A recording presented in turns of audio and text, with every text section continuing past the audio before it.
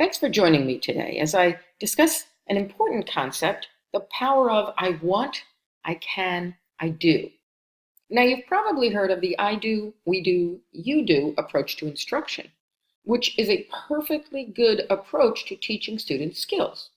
I'll give you an example from my 12-year-old self.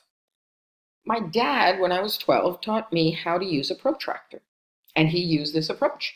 He demonstrated for me. We then did it together with his guiding me, so I had guided practice, and then I did it on my own. But I want to broaden this picture. When I was 12, I came home and announced one day that I was going to build a clubhouse. So my father said, well, first you're going to have to draw blueprints. And I said, what's a blueprint? And he explained to me, and he taught me, and we together built a blueprint for a clubhouse.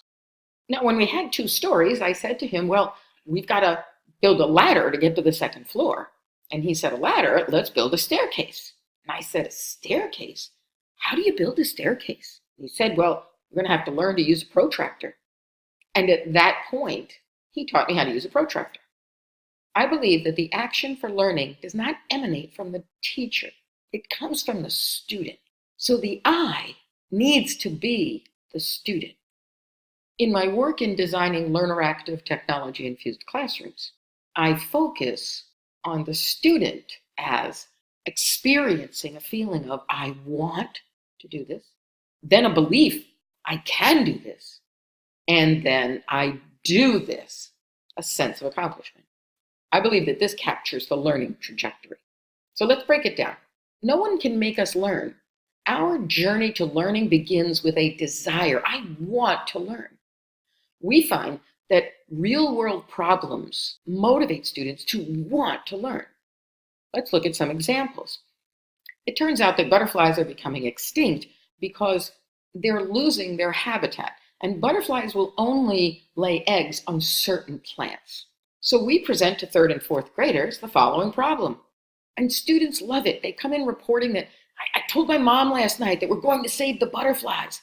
And they get excited about it. They want to learn.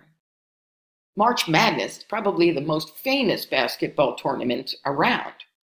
And there are 68 men's teams competing, 64 women's teams, but they're chosen by a committee with a particular process. And if your school is not chosen, there's no appeals process. It's just the way it is. You've heard of the brackets. And basketball followers complain about the brackets all through the competition. What if you used mathematics, statistics, analytical thinking, mathematical reasoning to analyze the current processes for selection and create a better method? These are just examples of 2 real-world scenarios, problems, challenges that motivate students to want to learn. And that's where we get student engagement. And while student engagement is a goal in many schools today, it's not enough. Because after student engagement, we need to take them to the next level where they believe that they can do it. And that comes from the teacher providing differentiated opportunities to learn. In the learner active classroom, we use activity lists. Teachers create differentiated opportunities to learn. If you look at the butterfly cycle on the left, the student chooses 3 of 5 learning activities. And just in case you're worried that the student may not ever choose to read a book, just know that the teacher is a facilitator of the process of learning. So a teacher will weigh in on students' decisions or even sit with them when they're creating their schedule to point them in the right direction. On the right, you see a similar activity list for March Madness. Students need to learn how to create scatter plots, and they also need to understand linear, exponential, and quadratic functions with scatter plots. But they don't necessarily learn that through a teacher presenting the content from the front of the room.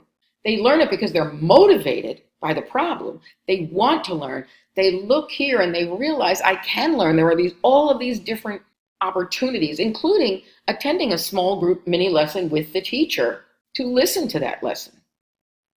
Offering students a variety of ways to learn and providing them with the choice and voice as to how they will learn empowers them. And this is where the I do, we do, you do approach comes into play. At the point that the student is motivated and is now empowered to make some decisions about learning, teachers offer skill-based lessons through small group mini lessons. And at that point, they demonstrate, provide guided practice, provide independent practice so that students learn the skills. So once we have students engaged and empowered and working to learn, the role of the teacher is to ensure that students achieve success, and that's through teacher facilitation. It is so important that while students are working, teachers are pulling up a chair, sitting next to students, reviewing their work, asking them questions, probing their thinking, helping them make good decisions about next steps, offering small group mini lessons. Essentially, teachers become a critical part of the learning process, moving students to efficacy.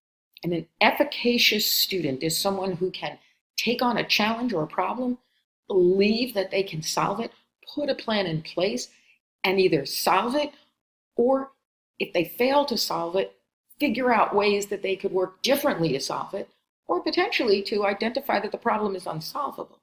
So when you're thinking about learning in the classroom, make the I the student and look at the learning process through the student experience. As Einstein suggested, teachers create the conditions under which students learn. They create the conditions of engagement through real-world problems, empowerment through differentiated opportunities to learn, and efficacy, or that success, through their facilitation. I want, I can, I do.